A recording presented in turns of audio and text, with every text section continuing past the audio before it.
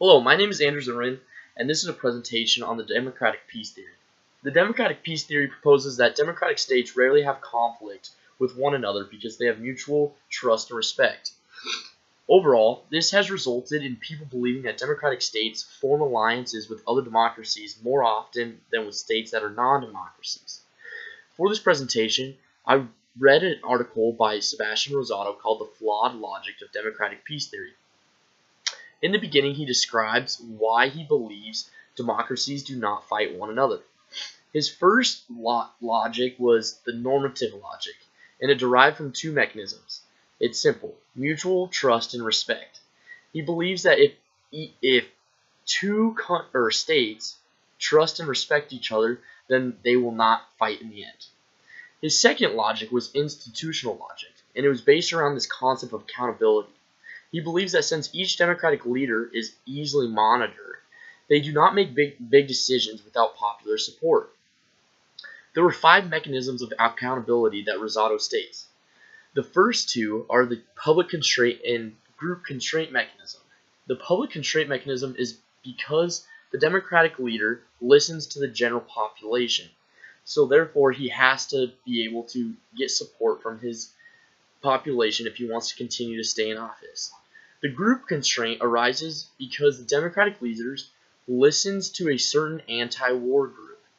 Therefore, they are listening to a group that has majority popularity or has a strong sway on the government. The second two mechanisms are the slow mobilization and surprise attack mechanism. Sorry about that. The slow mobilization mechanism declares that democracies have a hard time persuading the public and anti-war groups to go to war. Like I said, that anti-war group probably has a lot of persuasion in that state.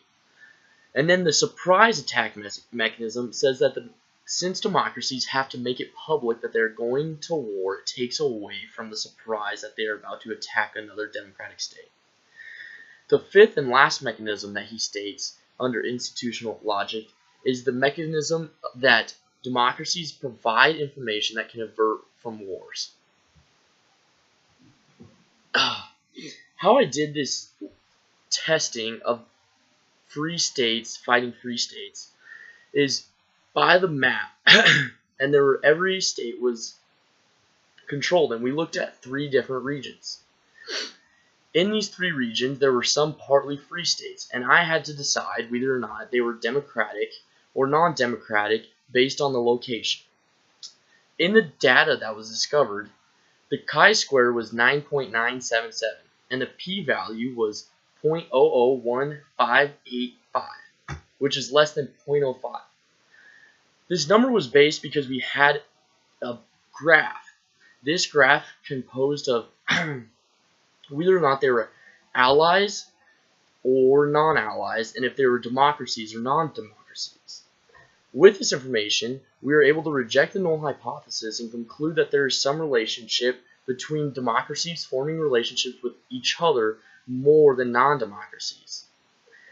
However, based on Rosado's article, it is hard to tell if trust, respect, and accountability are present within these allies and the democracies.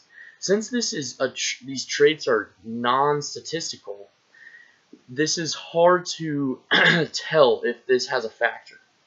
Anyway, since we got the results, we could say that trust, respect, and accountability have some sway on democracies forming alliances with other democracies rather than non-democracies.